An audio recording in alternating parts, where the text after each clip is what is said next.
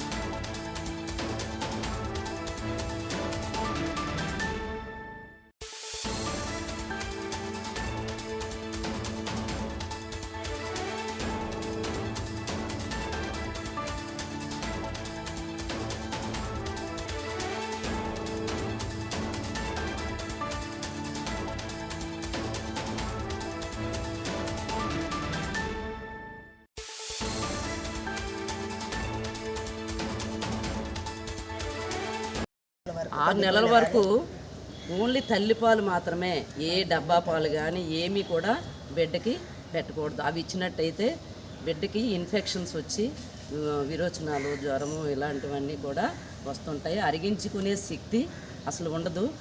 ఆ తల్లిపాలు ఆ పిల్లలు అరిగించుకునే రీతిలో మరీ పల్చగా కాకుండా చిక్కగా కూడా కాకుండా బిడ్డ తాగే రీతిలో ఉంటాయి. కాబట్టి తల్లిపాలు మాత్రమే ఇవ్వాలి, ఏ ఇతర పదార్థాలు కూడా ఇవ్వకూడదు. 7వ నెల నుంచి అన్నప్రాశన చేసి అప్పుడు బిడ్డ తల్లిపాలతో పాటు ఆ ఫుడ్ కూడా అలవాటు చేసి కొద్దిగా మెత్తగా చేసి అలాగ అలవాటు చేసి సంవత్సరం అయ్యేసరికి పెద్దోళ్ళు తినే ఆహారం అంతా తినేలాగా చేసినట్టయితే బిడ్డ ఆరోగ్యంగా ఉంటుంది, వ్యాధి నిరోధక శక్తి ఉంటుంది, యాక్టివ్గా ఉంటారు, తెలివితేటలు ఉంటాయి. ఇలా చేసినట్టయితే బిడ్డల్లోని ఇమ్యూనిటీ పవర్ పెరిగి పిల్లలకి ఏ రోగాలు రాకుండా మరణాలు తగ్గించవచ్చు. ఐసీడీఎస్ సూపర్వైజర్ మాకు ప్రతి సంవత్సరం కూడా ఈ ప్రపంచ తల్లిపాలు వారోత్సవాలు అనేది 1వ తారీఖు నుంచి 7వ తారీఖు వరకు కూడా జరుపుకుంటాము. ఇది ఎందుకంటే ప్రతి తల్లి కూడా డెలివరీ అయిన వెంటనే ముడిపాలు ఇచ్చినట్టయితే ఆ పాలు వ్యాధి నిరోధక శక్తి ఉంటుంది, పిల్లల్లో తెలివితేటలు ఉంటాయి, పిల్లల్లోని మరణాలు కూడా తగ్గించవచ్చు, పిల్లలు కూడా ఆరోగ్యంగా ఉంటారు. తల్లిపాలు బిడ్డకి ఆ దేవుడిచ్చిన వరం లాంటిది, అమృతంలాగా పనిచేస్తుంది. బిడ్డ ఫుల్గా పుట్టిన వెంటనే పాలు ఇచ్చినట్టయితే ఆ బిడ్డకి ఏ రోగాలు. నేను డాక్టర్ చక్రవర్తి, సభవరం మెడికల్ ఆఫీసర్ని. మెడికల్ అండ్ హెల్త్ డిపార్ట్మెంట్ మరియు ఐసీడీఎస్ ఆధ్వర్యంలో మనకి ఈ నెల 1వ తారీఖు నుంచి 7వ తారీఖు వరకు తల్లిపాల వారోత్సవాలు జరపబడుతున్నాయి. ఈ కార్యక్రమంలో మనం తల్లిపాల యొక్క ఆవశ్యకతను జనాలకు వివరించడం జరుగుతుంది. మనకి బ్రెస్ట్ ఫీడింగ్ అనేది చాలా ఇంపార్టెంట్ అండి. ఎందుకంటే ఇది బేబీకి కావాల్సిన అన్ని న్యూట్రియంట్స్ని 6 నెలల వరకు తప్పనిసరిగా ఓన్లీ బ్రెస్ట్ ఫీడింగే ఇవ్వాల్సి ఉంటుంది.